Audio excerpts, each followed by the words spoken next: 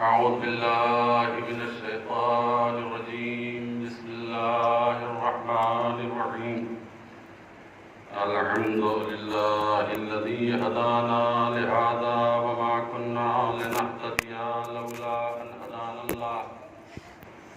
لقد جاءت رسل ربنا بالحق والصلاة والسلام على سيد الأنبياء والمرسلين أبي القاسم محمد اللهم صل على محمد وعلى آله الطيبين الطاهرين المعصومين المظلومين ولعنة الله على أعدائهم أجمعين من الآن إلى قيام يوم الدين.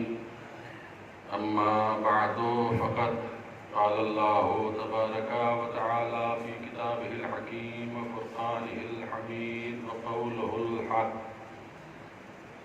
بسم الله الرحمن الرحيم. ومن يتق الله يجعل له مخرجا ويرزقه من حيث لا يحتسب ومن يتوكل على الله فهو حسبه إن الله بالغ أمره قد جعل الله لكل شيء قدرا. صلوات اللهم صل على محمد وعلى آله گرامی، پروردگار عالم کا اللہ سید الشہداء علیہ السلام بجا لانے پر بے پناہ شکر کرتے ہیں کہ اس نے حسین کے عزاداروں کو دل کھول کے عزاداری کرنے کا موقع دیا. کوئی حسرت کسی بھی عزادار کے دل میں باقی نہیں رہی. پچھلے سال کا ماحول آپ کے پیش نظر ہے کہ کتنی رکھی تھی اور کس قدر تشویش تھی ذہنوں میں، دلوں میں. ہر آدمی پریشان تھا کہ حسین کی عزاداری کا جو حق تھا وہ ادا نہ ہو سکا. لیکن اس سال الحمدللہ چاند رات سے پہلے ہی سے استقبال اعضاء کی مجلسیں جو شروع ہوئیں، اس کے بعد سے اب تک یہ سلسلہ رہا کہ آپ حضرات مسلسل ہر مجلس میں شریک ہوتے رہے.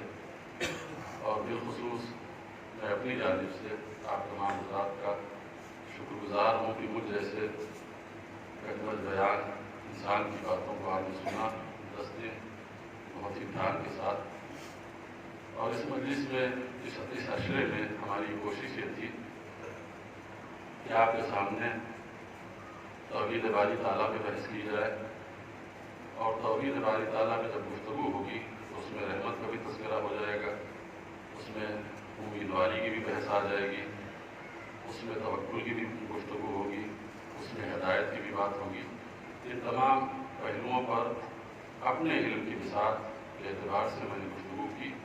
نہیں معلوم کس حد تک آپ کو استفادہ ہوا اس سے یا نہیں ہوا، لیکن کوشش یہی تھی کہ ہم کربلا کے حوالے سے توحید کو سیکھیں، توحید کو سمجھیں. کربلا کا پیغام یہی ہے کہ اللہ کے وجود کو اور اللہ کے کرم کو پہچانیں. اور بہت سارے دلائل ہم نے آپ کے سامنے پیش کیے امام معصوم علیہ السلام کے قول کی روشنی میں کہ کربلا میں صلوات پڑھیں محمد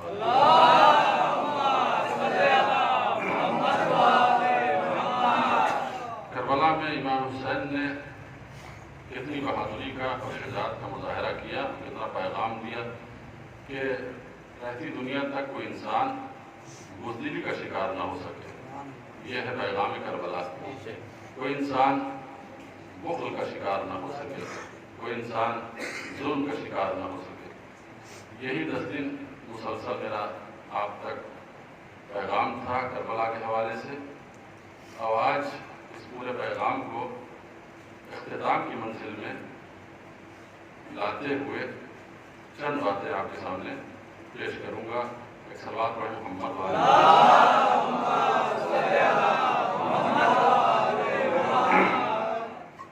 آیہ کریمہ کے سلسلے میں کچھ عرض کرنے سے پہلے عزاداروں کے لیے ایک پیغام، ایک میسج اور ایک خوشخبری جو ہماری طرف سے نہیں ہے، ہمارے چھٹے رہنما، چھٹے امام، چھٹے سید و سردار امام جعفر صادق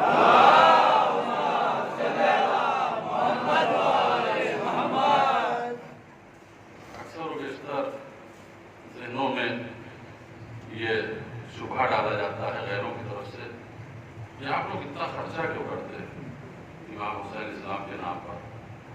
دیکھیے، واحد چیز، واحد عمل، واحد کار خیر سید الشہداء کی مجلس میں خرچ کیا ہوا جو پیسہ ہے، یہ واحد ایسی عبادت ہے کہ جس کے بارے میں میں کہہ سکتا ہوں کہ یہ 100% ہر عزادار خلوص کے ساتھ خرچ کرتا ہے. جو کیجیے گا میں کیا کہنا چاہتا ہوں.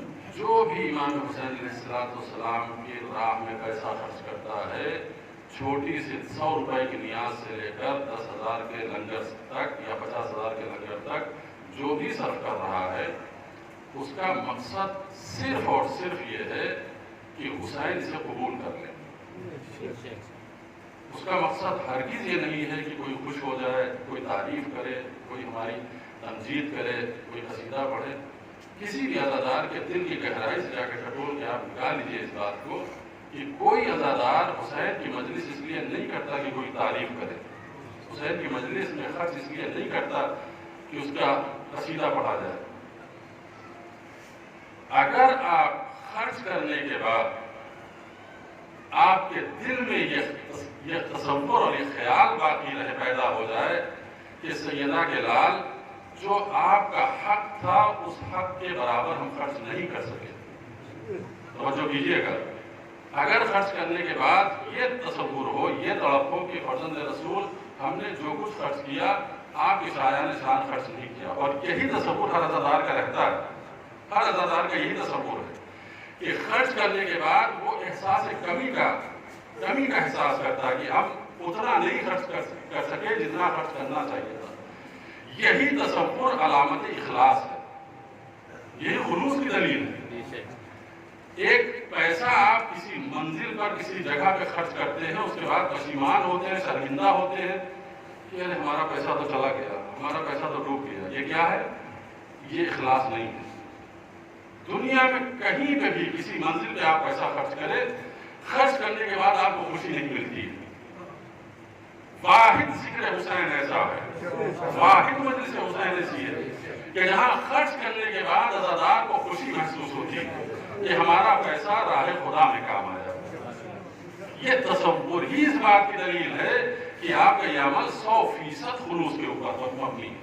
اور اگر یہ عمل آپ نے ایسا انجام دیا ہے تو ایک معتبر ترین کتاب سے 7 حدیثیں میں نے سلیکٹ کی تھی، لیکن بہت طویل ہو جاتی بات، تو اس کو میں نے مختصر کر کے 4 حدیثیں آپ کے سامنے لایا ہوں تحفے کے طور پر کہ امام معصوم کے راہ جو پیسہ آپ خرچ کرتے ہیں تو ادھر سے کیا ملتا ہے. کتاب اصول کافی، راوی ہمارے چھٹے امام، ایک صلوات پڑھیں محمد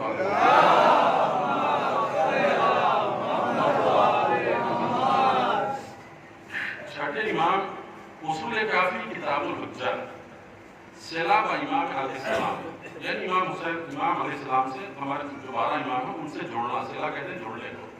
اس کے ذریعے سے پیسے کے ذریعے سے اگر آپ اپنے امام سے جوڑ رہے ہیں تو کیا فضیلت ہے. حدیث نمبر 1406، حدیث نمبر 1407، حدیث نمبر 20 کی چھوڑ دی ہے، پھر 1410، پھر 1412، یہ 4 حدیثیں میں نے سلیکٹ کی ہیں. سنیے، ہمارے چھٹے امام فرما رہے ہیں قال ابو عبداللہ من زعم ان الامام محتاج الى ما فی اید الناس فهو کافر. چھٹے امام فرما رہے ہیں کہ اگر کوئی یہ تصور کرے کہ تمہارے پاس جو کچھ ہے تم خرچ کر رہے ہو، امام تمہارا اس کا محتاج ہے، تو تم کافر ہو. اگر اس تصور سے خرچ کر رہے ہو کہ ہم جو خرچ کر رہے ہیں ہمارا امام محتاج ہے اس لیے اس کی مدد ہو جائے گی، اگر یہ تصور کسی کا، حاشا وکلا کسی شیعہ کا تصور نہیں ہے، پہلی منزل پہ تو یہ بات بتا دوں، کسی شیعہ کا تصور نہیں ہے کہ ہم خرچ کرتے ہیں نعوذ باللہ اپنے امام کو محتاج سمجھ کے خرچ کرتے ہیں. لیکن امام بتا رہے ہیں کہ دیکھو پیغام میرا یہ ہے کہ اگر کوئی محتاج سمجھ کے مجھے خرچ کر رہا ہے میرے اوپر فہو کافر، وہ کافر ہے. انما الناس یحتاجون ان یقبل منهم الامام، بلکہ تمام دنیا کے لوگ محتاج ہیں اس بات کے کہ ان کا دیا ہوا ہدیہ امام قبول کر لیں۔ امام فرما رہے ہیں کہ تم محتاج ہو کہ تم کچھ دو ہمیں، ہم قبول کر لیں کہ ہم نے قبول کر لیا، یہ تمہاری لیے فخر کی بات ہے، تمہارے لیے مباحت کی بات ہے۔ قال اللہ، وہ اس لیے کہ اللہ کہہ رہا ہے قرآن میں خود من اموالہم صدقہ تطہرہم وتزکیہم، ہم تمہارا مال صرف اس لیے کر لیتے ہیں کہ تم کو بھی پاک کر دیں، تمہارے مال کو بھی پاک کر دیں۔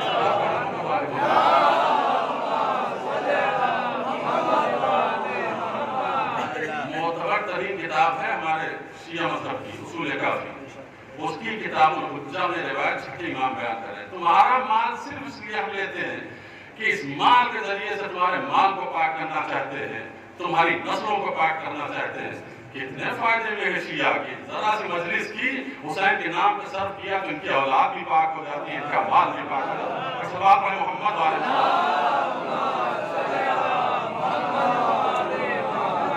حدیث نمبر 1407، کو تفسیرہ کیے بغیر آگے بڑھ رہا ہوں۔ 1407 عن ابی عبداللہ یقول ما من شیء احب الی اللہ من اخراج الدراہم الی الامام، کہتے ہیں دنیا میں کوئی عمل، نماز سے لے کر جہاد تک، راہ خدا میں قربانی دینے تک، کوئی عمل اللہ کی بارگاہ میں اس سے زیادہ پسندیدہ نہیں ہے کہ میرا چاہنے والا میری راہ میں پیسہ خرچ کرے۔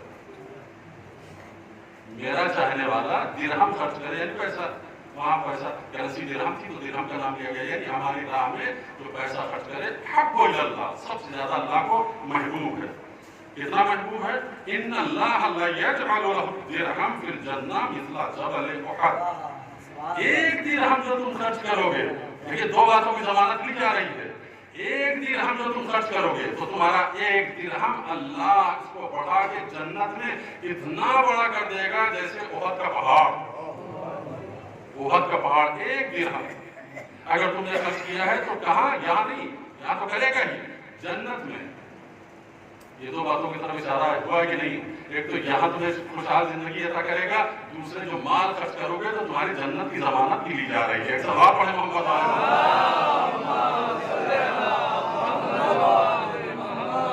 اور پھر معصوم نے فرمایا کہ اللہ جو قرآن میں کہہ رہا ہے قرض حسنہ ہمیں دو، تو قرض حسنہ سے مراد یہ ہے کہ تم اپنے امام کو مال دو، اپنے امام کے راہ میں خرچ کرو۔ یہ تیسری حدیث سنیے، حدیث نمبر 1410، امام جعفر صادق کے ایک صحابی ان سے فرماتے ہیں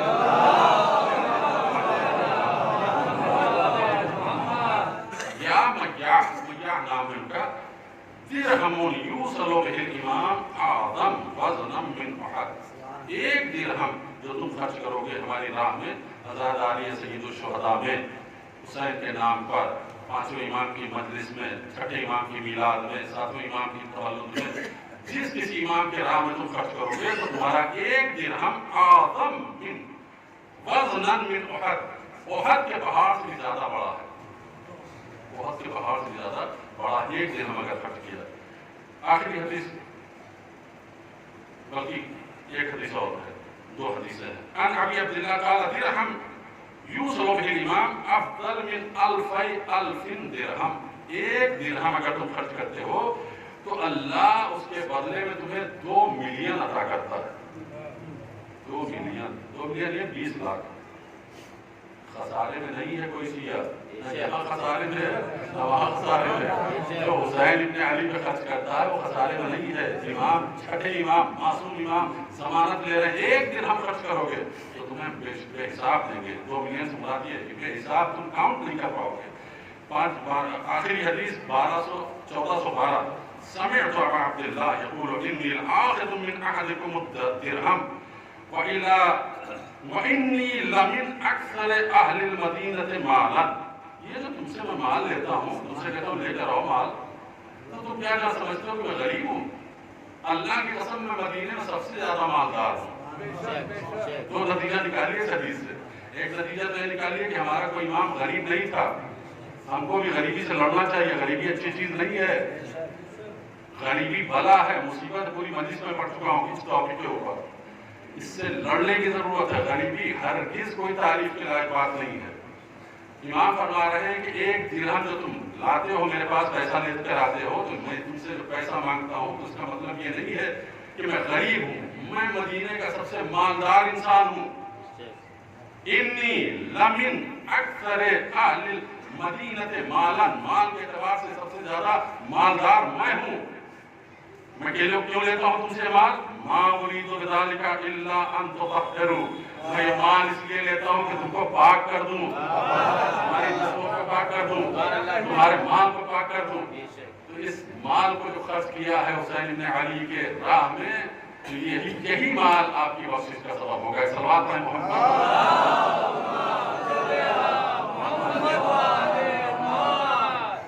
اب اتنی حدیث کو بیان کرنے کے بعد ایک جو بنیادی بات میں آپ کے سامنے کرنا چاہ رہا ہوں، اس لیے کہ یہ بات میں ممبر کے نیچے نہیں کر سکتا ہوں، اس لیے نہیں کر سکتا ہوں کہ اتنا کراؤڈ ہم کو نہیں ملے گا، اتنا مجمع نہیں ملے گا. یہ مجلس امام حسین کا صدقہ ہے کہ حسین کے نام پر نہ جانے کتنے لوگ جمع ہو جاتے ہیں. ہم لاکھ کوشش کریں مسجد کے مائک سے اعلان کریں کہ آئیے ہم آپ سے بات کرنا چاہتے ہیں، آپ نہیں آئیں گے. لیکن ایک مرتبہ کہتے ہیں کہ مجلس رکھی گئی ہے، مجلس حسین کے بہانے نہ جانے کتنی باتیں ہو جاتی ہیں. تو ایک بنیادی بات میں آپ کے سامنے عرض کرنا چاہتا ہوں، وہ یہ ہے کہ ہر شیعہ کا گاؤں میں، ہر شیعہ قریے میں میرے عزیزوں ایک فنڈ بنایا گیا ہے، ایک فنڈ رکھا گیا ہے اپنے قوم کے غریبوں کی مدد کے لیے. کچھ کرنا چاہیے. یہ جو خمس نکالا جاتا ہے شیعہ گھرانوں سے اور کوئی لکھنؤ بھیج دیتا ہے، کوئی بمبئی بھیج دیتا ہے، کیا ہمارے یہاں اس کی ضرورت نہیں ہے خرچ کرنے کی؟ جو بھی مال آپ امام کا نکالتے ہیں، ایک کار خیر کا فنڈ بنایا جائے کہ جس کا مقصد یہ ہو کہ ہماری قوم کے جو بے روزگار بچے ہیں، اگر وہ کاروبار کرنا چاہتے ہیں تو ان کو کچھ پیسے دے کر کاروبار کرا دیا جائے. اگر ہماری قوم کے کچھ ایسے بچے ہیں نوجوان کے جو فعال ہے، کرنا چاہتے ہیں لیکن مالی کمزوری کی بنیاد پر وہ پیچھے ہٹ رہے ہیں، نہیں کر پاتے ہیں، ہماری آپ کی ذمہ داری ہے اور بہترین مقصد عزاداری یہی ہے کہ کچھ پیسے لگا کر ان کو کاروبار کرا دیا جائے.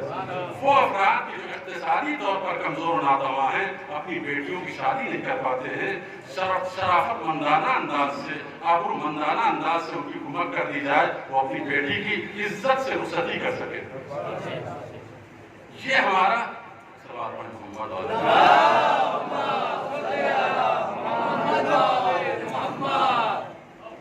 یہ اس کی طرف، ان پہلوؤں کی طرف توجہ دینے کی ضرورت ہے.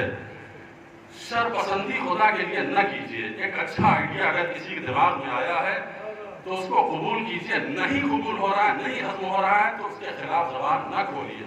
یہ شیطانی عمل ہے. اگر نہیں کر سکتے ہیں آپ، تو مخالفت نہ کیجیے. ایک کمیٹی تشکیل لی جائے، ہر آدمی جو خمس نکالتا ہے، بالخصوص سہم امام کا پیسہ غریبوں کے اوپر، سہم سادات کا پیسہ غریبوں کے اوپر صرف کیا جائے اور سہم امام کا بھی اجازہ لے کر ان سب مومنین پر خرچ کیا جائے جو محتاج ہیں، جو نیڈی ہیں، جن کو ضرورت ہے، احتیاج ہے. ہر گاؤں میں چلے جائیے، بالخصوص آپ چلے جائیے گجرات میں، وہاں کے شیعوں کو دیکھیے، ایک بھی شیعہ وہاں پر یو پی نہیں آتا بھیک مانگنے کے لیے. یہاں کے سید چلے جاتے ہیں گجرات بھیک مانگنے کے لیے. کیوں ایسا ہے؟ اس لیے کہ سادات بغیر سسٹم والی زندگی جی رہے ہیں. سسٹم ہمارا یہ ہونا چاہیے کہ کوئی کار خیر کی طرف آپ کو راغب کرے تو آپ خوفزدہ نہ ہوئے. یہ حق کی باتیں میں اس لیے کر رہا ہوں کہ ایک پیسہ، ایک درہم کی آپ سے کوئی توقع نہیں مجھے. اگر جس دن مجھے توقع ہو جاتی اس دن میں ڈر کے بولتا کہ کیا کروں یار، میرا فنڈ روک دیں گے، میری آمدنی روک دیں گے. ہم کو آپ سے کوئی لالچ نہیں ہے. تو جو وصول کی بات ہے میں یہ کروں گا آپ کے سامنے، آپ کو اچھا لگے یا برا لگے. صلوات پڑھیں محمد علیہ.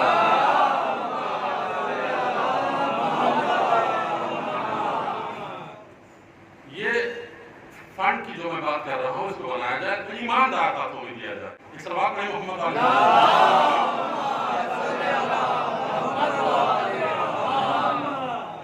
اب اصلی بات کی طرف آؤں گا تو مزاج آپ کا بہت تلخ ہو گیا ہے. صلوات پڑھ کے اس کو ٹھنڈا کر لیجیے.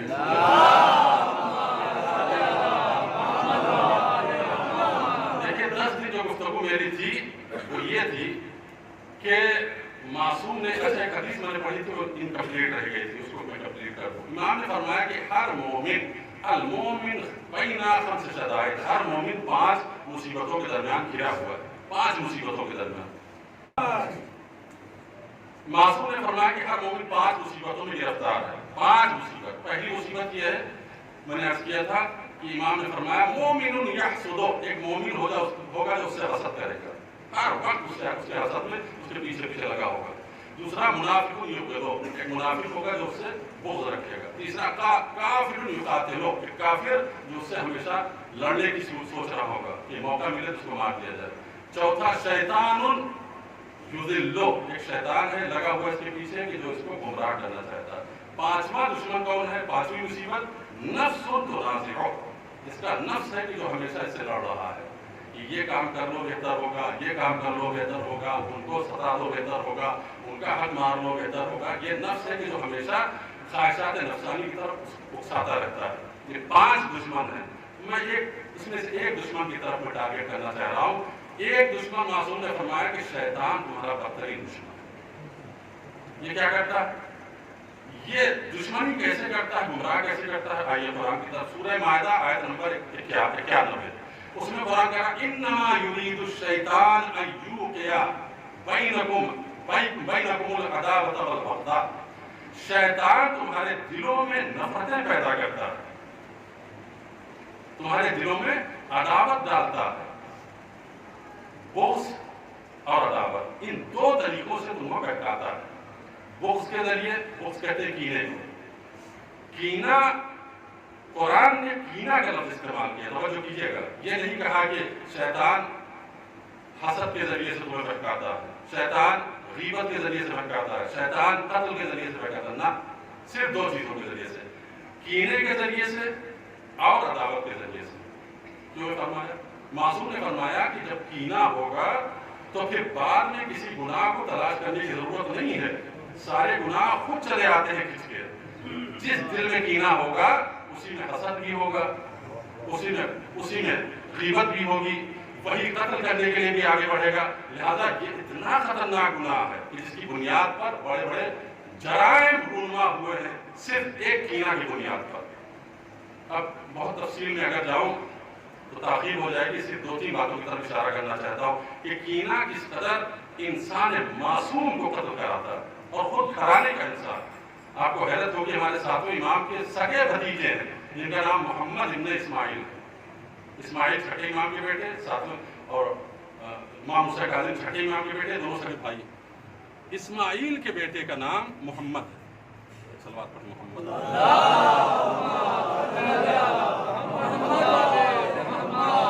इस्माइल के बेटे का नाम मोहम्मद है। ये मोहम्मद जो है इमाम मूसा काज़िम से उलूरत इतनी रखते हैं, इतना इनाद रखते हैं कि इमाम मासूम को खबर है इसकी कि ये मुझको पसंद नहीं करता। ये एक मरतबा इन्होंने ऐलान किया कि मैं जा रहा हूँ बगदाद हारून रशीद से मिलने के लिए। इमाम को जब खबर हुई तो इमाम ने कहा बुलाओ मोहम्मद को, कहाँ जा रहा है? मोहम्मद आए, बैठ गए इमाम के पास। इमाम ने कहा कि कहाँ जा रहा है? कहा कि चाचा मैं सोच रहा हूँ कि बगदाद हो आऊँ। बगदाद में क्या काम है? कहा कि बहुत ज़्यादा कर्जदार हो गया हूँ और माली परेशानी है, जाऊँगा कुछ किसी से पैसा मिल जाएगा, कर्जा अदा हो जाएगा। इमाम ने फरमाया कि अच्छा, कर्जे के लिए अगर जा रहे हो तो मैं तुम्हारा सारा कर्जा अदा करने के लिए तैयार हूँ, मैं तुम्हारा सारा कर्जा अदा करने के लिए तैयार हूँ। क्या लेकिन कुछ और भी ज़रूरी काम है, वहाँ पर जाना ज़रूरी है। तो इमाम ने फरमाया कि अच्छा जा रहे हो तो जाओ। जुमला सुनिए, साथ इमाम ने फरमाया जा रहे हो तो जाओ मोहम्मद, लेकिन याद रखना मेरे बच्चों को यतीम न करना, मेरे बच्चों को यतीम न करना। मेरी गुफ्तगू कहे पे है कीना और इनाद और हसद और बुग़्ज़ पे, कि कितनी खतरनाक बीमारी है कि अगर किसी दिल में बैठ जाए तो सगे रिश्तेदार को, सगे मासूम चाचा को कत्ल की मंजिल तक पहुंचाता है। इमाम फरमा रहे हैं कि जा रहे हो तो जाओ, लेकिन याद रखो मोहम्मद मेरे बच्चों को यतीम न करना, मेरे बच्चों के सर से मेरे बाप का साया न उठाना। तो कहने लगे क्या कह रहे हैं मेरे चाचा, ये क्या कह रहे हैं, कौन सा जुमला अदा कर रहा है? मैं और आपके बच्चों को यतीम करूँगा? क्या नहीं, जो मैं कह रहा हूँ उस पर ज़रा ध्यान देना। गए ये पहुँचे बगदाद, हारून रशीद को खबर थी कि ये आए हैं और उधर से खफा होकर आए हैं। तो फौरन उसने दरबार में जगह बुलाया, दरबार में आगे बैठे, कहा कि मोहम्मद कैसे आना हुआ, बताओ वहाँ के हालात क्या है। تمہارے چچا کا کیا حال ہے؟ پہلا جملہ محمد نے کہا کہ کیا پوچھتے ہو مدینے کا حال؟ آج تک میں نے کسی نیام میں 2 تلواریں نہیں دیکھی.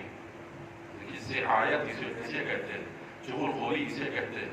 امام معصوم کی چغل خوری کر رہا کہہ رہا ہے کہ میں نے آج تک کسی بھی نیام میں 2 تلواریں ایک ساتھ نہیں دیکھی. کیا مطلب؟ کہا یہاں بغداد میں تمہاری حکومت، مدینے موسیٰ بن جعفر کی حکومت ہے. کہا وہ کیسے؟ کہا دور دور سے لوگ پیسے لا کر ان کے قدموں پہ ڈال رہے ہیں اور ان کا کہنا مان رہے ہیں تمہاری وہاں کچھ نہیں چل رہی ہے. ہاں تمہیں کیا چاہیے؟ کہا مجھے اتنا مال چاہیے. اس نے کہا کہ میں تمہیں زیادہ دیتا ہوں. ایک پوری بھری ہوئی تھیلی لا کر اشرفیوں کے قدموں پہ ڈال. روایت کہتی ہے کہ اس تھیلی کو اٹھانا چاہتے تھے، گلے میں ایک ایسا درد پیدا ہوا کہ اس کی اوندھے منہ اسی تھیلی کے اوپر گر گئے. اوندھے منہ اسی تھیلی کے اوپر گر گئے اور لاکھ لوگوں نے کوشش کی کہ اٹھ جائیں، بیدار ہو جائیں، لیکن وہ آخری سانس تھی جو نکل چکی تھی. اسی تھیلی پر ان کا دم نکل گیا. اور اس کے بعد اس نے ملعون نے ہارون نے ساتوں امام کو بلایا، قید میں ڈالا. 14 برس قید خانے کا ایک چھوٹی سی چغل خوری کا قید.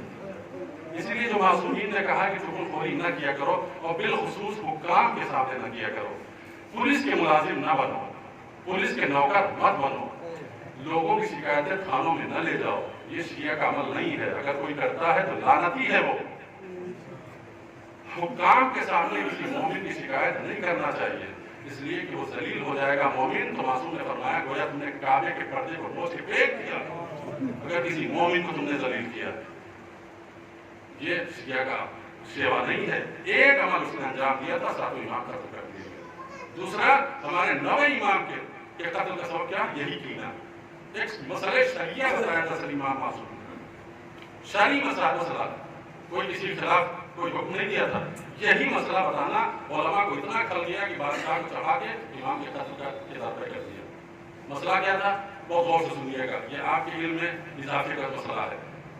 مسئلہ 9 امام کے زمانے میں یہ پیش آیا کہ ایک چور کو لایا گیا دربار شاہ میں اور کہا گیا کہ بھائی اس نے چوری کی ہے، حکم شریعت یہ ہے کہ ہاتھ کاٹا جائے. تو بادشاہ سلامت بتائیں کہ ہاتھ کہاں سے کاٹا گیا؟ مجھے کیا پتا. علماء کو بلاؤ، علماء بزرگ عالم دین ہے، سب کو دربار میں جمع کرو. سارے علماء جو اس وقت شہر میں تھے موجود، سب کو لایا گیا دربار میں. کہا بھائی بتائیے حکم الہی کیا ہے؟ کوئی چور چوری کرے تو اس کی سزا کیا ہے؟ کیا اس کا ہاتھ کاٹا جائے گا؟ مجھے بھی پتا، لیکن یہ بتاؤ کہ ہاتھ کیا ہے؟ ہاتھ کاٹا کہاں سے جائے؟ یہاں سے کاٹا جائے، یہاں سے کاٹا جائے، یہاں کہاں سے کاٹا جائے؟ ایک گروہ علماء کا کھڑا ہوا کہنے لگا سرکار ان کا ہاتھ گڈھے سے کاٹا جائے. کہا دلیل آپ کے پاس؟ کہا قرآن کی آیت. کہا کون سی قرآن کی آیت؟ کہا قرآن جب تیمم کا ذکر کر رہا ہے تو کہہ رہا ہے فَامْسَحُوا وُجُوهَكُمْ وَأَيْدِيَكُمْ. تم اپنے چہروں کا مسح کرو، اپنے ہاتھوں کا مسح کرو. چونکہ تیمم میں مسح یہاں سے ہوتا ہے، اپنے ہاتھوں کا مسح.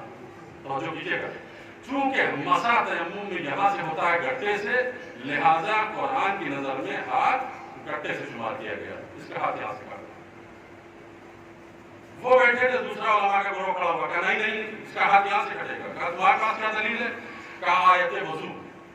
قرآن نے وضو کا جو طریقہ بتایا، کہا فَاغْسِلُوا وُجُوهَكُمْ وَأَيْدِيَكُمْ إِلَى الْمَرَافِقِ. تم اپنے چہروں کو دھلو اور ہاتھوں کو مرفق سے دھلو. مرفق یعنی کوہنیوں سے. تو چونکہ ہاتھ قرآن نے مرفق سے کہا ہے، لہذا ہاتھ چور کا یہاں سے کٹے گا. 9 امام کے دربار میں موجود ہیں. یہ دونوں کہہ کے خاموش بیٹھ گئے. اب بادشاہ کہتا ہے کہ یہ تو بات پیچیدہ ہو گئی. دونوں دلیل میں قرآن پیش کر رہے ہیں، کس کی بات مانی جائے کس کی نہ مانی جائے. تو امام معصوم نے فرمایا کہ نہیں. اس نے پوچھا کہ آپ بتائیے. امام نے کہا کہ نہیں، لوگوں نے بتا دیا، مجھ سے نہ پوچھو. جانتے تھے کہ یہی مسئلہ ہمارے قتل کا سبب بنے گا، کہیں آپ کو بتانا ضروری ہے. تو امام نے کہا کہ مجھ سے پوچھتا ہے تو ہاتھ نہ یہاں سے کٹے گا نہ یہاں سے کٹے گا، بلکہ اس کی انگلیاں کٹے گی. کہا دلیل کیا ہے آپ کے پاس؟ امام نے فرمایا کہ ان المساجد للہ. یہ جو اعضائے سجدہ ہیں، 7 پیشانی، دونوں ہاتھ کی ہتھیلیاں، دونوں گھٹنے، دونوں پاؤں کے انگوٹھے، ان کو قرآن نے کہا کہ ان پر اللہ کا تسلط ہے. یہ صرف اللہ کے لیے ہے. جو سجدے میں جائیں گے یہ صرف اللہ کے لیے ہے. تو جب اللہ کے لیے ہے تو ان کو کوئی کاٹ بھی نہیں سکتا ہے. لہذا انگلیاں یہاں سے کٹیں گی. انگلیاں یہاں سے کٹیں. اب اس کے بعد سیاحت یہ کی گئی کہ بادشاہ سلامت آپ نے کس کا حکم مان لیا؟ ان کے حکم ماننے کا مطلب یہ سمجھتے ہیں اب انہی کی امامت چلے گی، انہی کی امامت کا ولایت کا سکہ چلے گا، آپ کی حکومت ختم ہو جائے گی. یہی وہ شکایت تھی جس کی وجہ سے نبی امام کو قتل کیا گیا. صلوات پڑھیں محمد والے.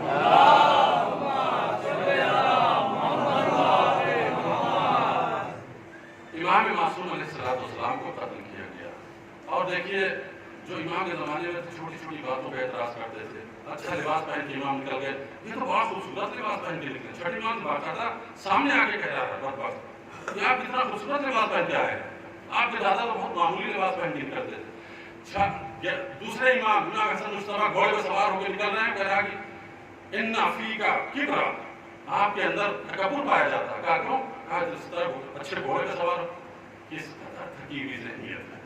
اچھا لباس کوئی مذہبی انسان پہن لے تو درد ہے, اچھی سواری پہ نکل جائے تو درد ہے, اچھا مکان بنا لے تو درد ہے. امام معصوم نے بتایا کہ تو کیوں ایسا پریشان ہے؟ کہہ رہا ہے کہ تمہارے دادا نے اچھا لباس نہیں پہنا اس لیے پریشان ہے. میرے دادا کا زمانہ الگ تھا, میرا زمانہ الگ ہے. اس زمانے میں مکمل غربت تھی, لہذا میرے دادا سب سے معمولی غریب کے درجے میں اپنے کو رکھنا چاہتے تھے. میرے زمانے میں کچھ زمانے نے ترقی کی ہے, حالات اچھے ہوئے, لہذا لوگوں کے اعتبار سے میں لباس پہنتا ہوں. جب اس نے امام حسن سے کہا کہ آپ کے اندر تکبر پایا جاتا ہے, امام نے فرمایا تکبر نہیں ہے, یہ عزت ہے کہ جو اللہ نے مومنین کے حق میں دی, عزت ہے جو اللہ نے مومنین کے حق میں رکھی ہے. اور اس کے بعد معصوم نے فرمایا دیکھیے عزت الگ چیز ہے, کبر الگ چیز ہے. جو کوئی عالم دین اگر مجلس میں آپ کے آ جائے تو آپ فوراً احترام میں کھڑے ہو جاتے ہیں, تو کیا یہ تکبر تھوڑی ہے, یہ عالم کی عزت ہے جو آپ احترام میں کھڑے ہو گئے. امام معصوم نے فرمایا کہ لیکن جو نہیں سمجھے ہیں تعلیم اسلام کو, جو نہیں سمجھے ہیں مقاصد اسلام کو, وہ چھوٹی چھوٹی باتوں پہ اعتراض کرتے ہیں. آپ کو حیرت ہوگی پیغمبر اسلام کھانے سے زیادہ اپنے خوشبو پہ خرچ کرتے تھے, پرفیوم پہ پیغمبر اسلام خرچ کرتے تھے.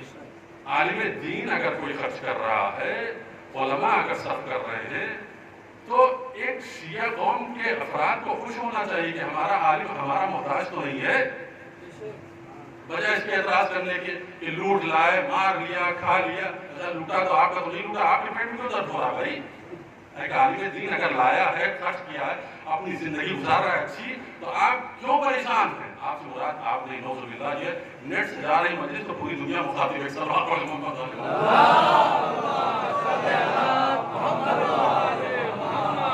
آپ مخاطب میرے اس وقت نہیں ہے, یہ نیٹ کی دنیا ہے, پوری دنیا سے کی ہوئی ہے. چھٹے امام سے اعتراض کر رہا ہے, امام حسن مصطفیٰ سے اعتراض کر رہا ہے. امام معصوم فرما رہے ہیں کہ اول تو میں نے شادی کی ہے, شادی کے موقع میں بہترین لباس پہننا چاہیے, اس لیے میں نے بہترین لباس پہنا ہے. آٹھویں امام اس زمانے میں 5 مسواکیں تھی کہ جو ہر نماز کے وقت الگ الگ مسواک سے اپنے دانت صاف کرتے تھے. 5 مسواکیں. اس دور میں ہوتے امام تو 5 برش رکھتے اپنے لیے. یہ تو مراد ہے, یعنی اس قدر صفائی کا خیال ہے. اسلام یہ ہے, اسلام ہرگز نہیں کہتا. لیکن چونکہ ہم نے مجلسوں سے اتنا غریبی کی تعریف سن لی ہے کہ اگر عالم دین پیسے کی بات کرتا ہے تو کہتے ہیں ارے یہ تو پیسے کی بات کر رہا ہے. پیسے کی بات امیر المومنین نے کی ہے, پیسے کی بات حسن مصطفیٰ نے کی ہے, پیسے کی بات چھٹے امام نے کی ہے. ہمارا شیعہ غریب نہ رہے, ہمارا شیعہ محتاج نہ رہے, عمل کرے, کچھ محنت کرے. علماء کا وسیلہ رہا, میں نے حدیث صاحب کے سامنے پڑھی تھی معصوم امیر المومنین کے کہ عجز و ناتوانی اور کاہلی نے جب شادی کی ہے تو ان سے جو بچہ پیدا ہو اس بچے کا نام غریبی, فقیری. صلوات پڑھیں محمد والے.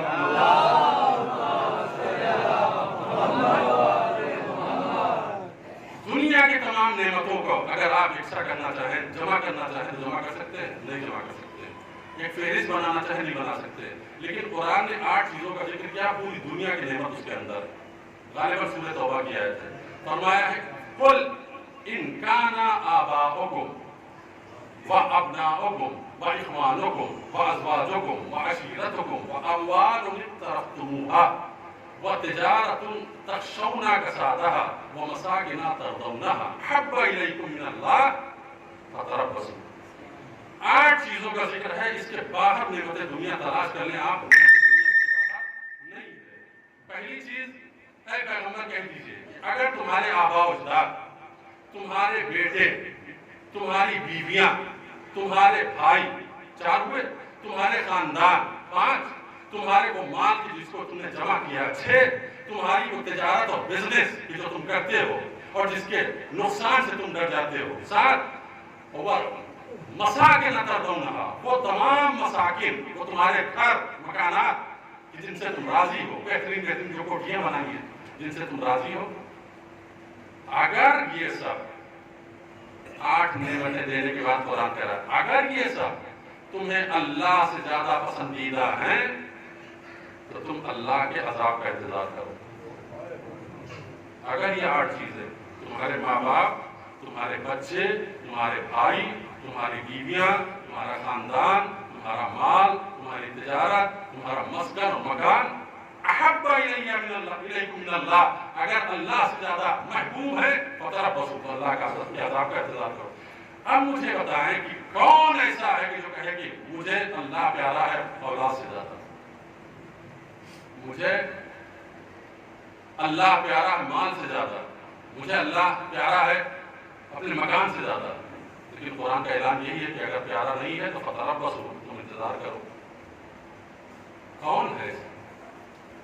ये 8 चीजें बयान करने के बाद तिजारत से ज्यादा हम अल्लाह से मोहब्बत करते हैं, अपनी औलाद से ज्यादा मोहब्बत करते हैं? हरगिज़ नहीं करते। हम तो माल से ज्यादा नहीं मोहब्बत करते, इसीलिए तो हम भरपूर तरीके से खुम्स नहीं निकालते। हम खुम्स इसलिए नहीं निकालते कि माल से ज्यादा मोहब्बत है, माल से कम मोहब्बत है। खुम्स निकालते हैं तो अधूरा खुम्स निकालते हैं, घर में जितना पैसा उसका निकालते हैं, अकाउंट की तरफ मुड़ के नहीं देखते हैं कि कैश में क्या पड़ा है वहां पर, बैंक में उसकी तरफ, खुम्स की तरफ नजर नहीं डालते। क्यों? इसलिए कि हमारी कैफियत मोहब्बत ये है कि हम अल्लाह से ज्यादा मोहब्बत करते हैं, मासूम से ज्यादा मोहब्बत करते हैं, हम पैसे से ज्यादा मोहब्बत करते हैं। अल्लाह की अजमत की कसम, ये कुरान की आयत तस्ने ताबीर रह जाती, तस्ने मिसदाक रह जाती अगर करबला के शहीद ना होते, शुहदाए करबला अगर ना होते तो कुरान की इस आयत को कोई मिसदाक न मिलता। करबला वाले कह सकते हैं कि हम अल्लाह से मोहब्बत करते हैं औलाद से ज्यादा, हम अल्लाह से मोहब्बत करते हैं आबा अजदाद से ज्यादा, हम अल्लाह से मोहब्बत करते हैं माल दुनिया से ज्यादा। और उन्होंने साबित करके दिखाया कि परवरदिगार हम तेरी राह में सब कुछ कुर्बान करने के लिए तैयार है। हमारी मोहब्बत बहुत ही मामूली है, हम तो सिर्फ दावेदार मोहब्बत है। लेकिन कुरान ने जो मेयार बयान किया, मैंने आयत पढ़ी आपके सामने की 8 चीजें हैं, इनसे ज्यादा अल्लाह से मोहब्बत करो तो तुम अल्लाह के मुहिब हो, और इससे ज्यादा मोहब्बत नहीं करते हो तो तुम दावेदार तो हो मोहब्बत के, लेकिन मुहिब नहीं हो। बात है मोहम्मद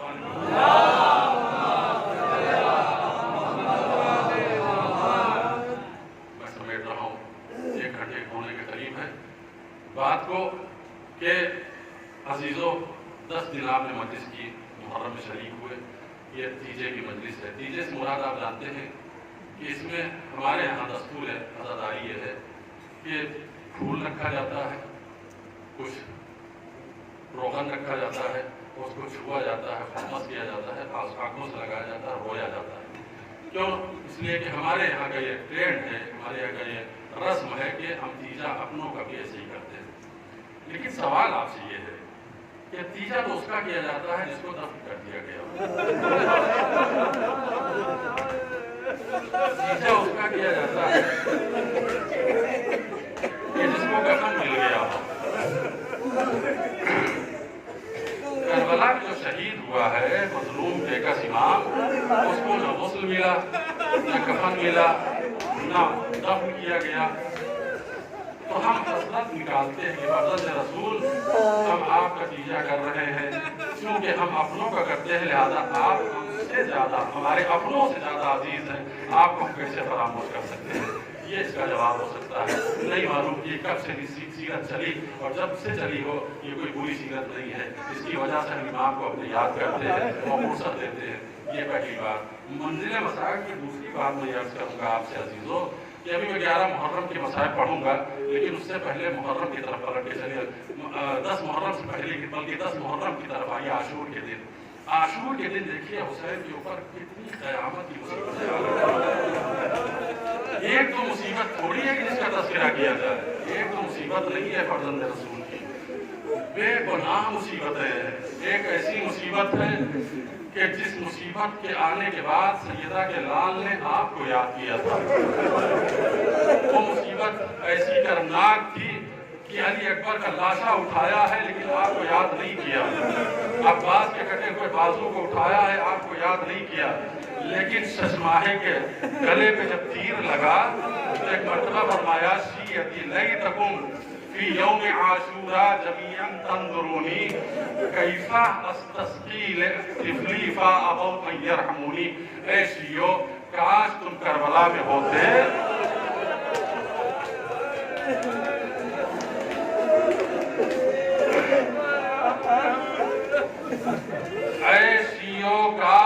کربلا میں ہوتے تو دیکھتے کہ تمہارا امام کیسے اپنے بچے کے لیے پانی مانگ رہا ہے اور اس پر رحم نہیں کیا جا رہا ہے۔ پانی کیسے مانگ رہے امام؟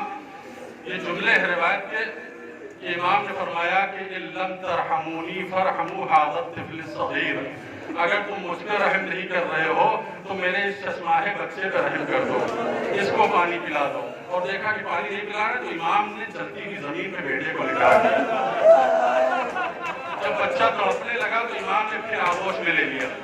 آغوش میں لینے کے بعد امام نے اپنے بچے کا منہ چوما، کہا بیٹا علی اصغر مجھے معاف کرنا، بیٹا میں نے تجھے جلتی ہوئی زمین پہ لٹایا ہے، علی اصغر حجت تمام کرنا چاہ رہا تھا۔ ایک مرتبہ امام نے فرمایا اب کوئی پانی پلا دے، ادھر سے تیر چلا۔ اب آج ایک عالم دین کہہ رہا ہے کہ جیسے حسین نے پانی مانگا فرماہ حرملہ ابن کاہل اسدی، حرملہ کاہل اسدی نے تیر مارا بچے کے گلے پر۔ جب تیر لگا تو روایت کو فطرہ ہے فتحیر الحسین، حسین متحیر رہ گئے، حسین ششدر رہ گئے کہ کیا ہوا، یعنی یہ تو کہیں نہیں ہوتا کہ پانی مانگا جائے اور تیر مارا جائے۔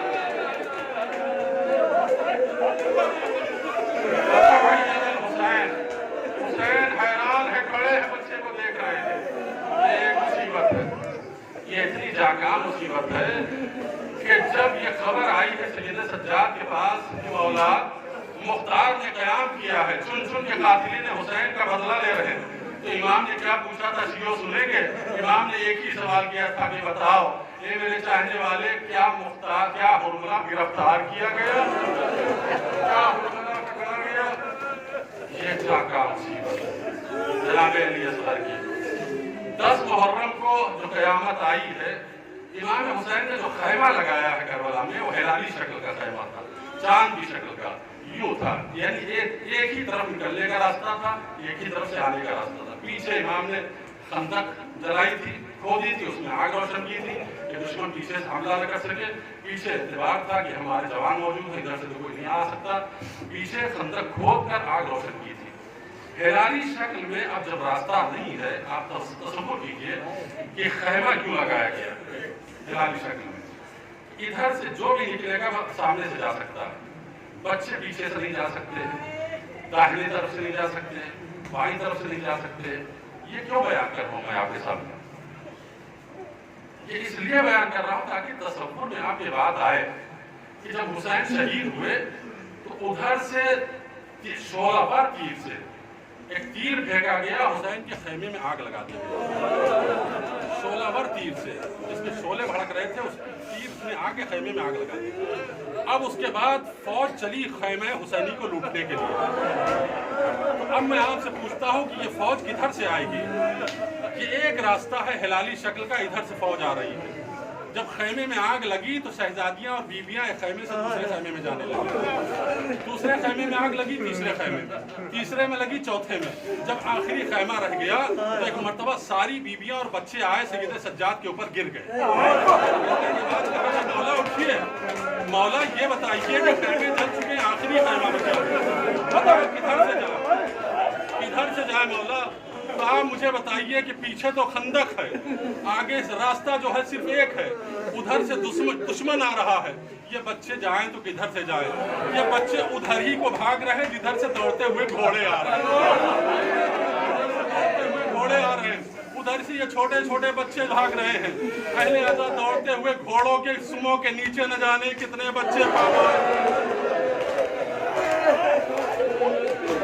اسی میں شام غریبہ کو جناب مسلم کی بیٹی عاتقہ پامال سم اسما ہو گئی۔ مسلم کی بیٹی عاتقہ کا اسی شب شام غریبہ میں شہادت واقع ہو گئی، اس لیے کہ ادھر سے بچے چلے، ادھر سے بھاگتے ہوئے گھوڑے چلے، بچے گھوڑوں کے ٹاپوں کے نیچے آ گئے، یہ سب شہید ہو گئے، پامال سم اسما ہو گئے۔ اہل عزا خیمے میں آگ لگ گئی، اب ساری بیویاں بیٹھی ہوئی ہیں، گریہ کر رہی ہیں۔ اب اس کے بعد یہ رات کیسے ڈھل گئی، صبح کا سورج نمودار ہوا، طلوع ہوا۔ جب سورج طلوع ہوا تو اس سے پہلے شام غریبہ کوئی قیامت اور آئی ہے۔ جناب فاطمہ کبریٰ کہتی ہے، امام حسین کی بیٹی، कहती है कि जब खैमे में आग लग रही थी तो मैं खैमे से बाहर भाग रही थी। मेरे पीछे पीछे एक लाइन बुलंद नेज़ा लेकर मेरे पीछे घोड़े से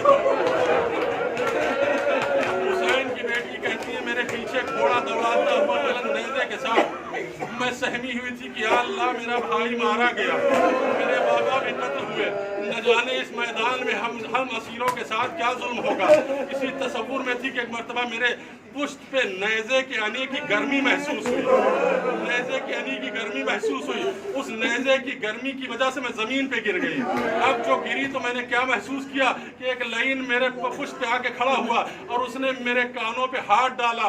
कानों पे हाथ डालने के बाद जोर से मेरे कान को झटका दिया, मेरे बंदे कान के बाहर आ गए, मेरे कान की लवें फट गई।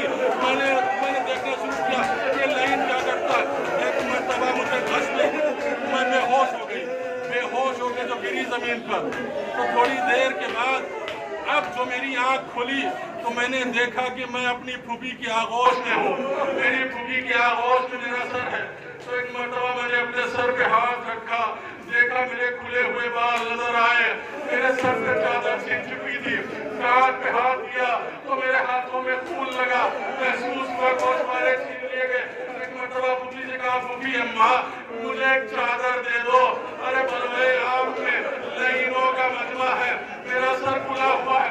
शहजादी ने क्या जवाब दिया अदादारों सुनेंगे, बस यही जवाब सुनकर मैं मजलिस तमाम कर रहा हूँ।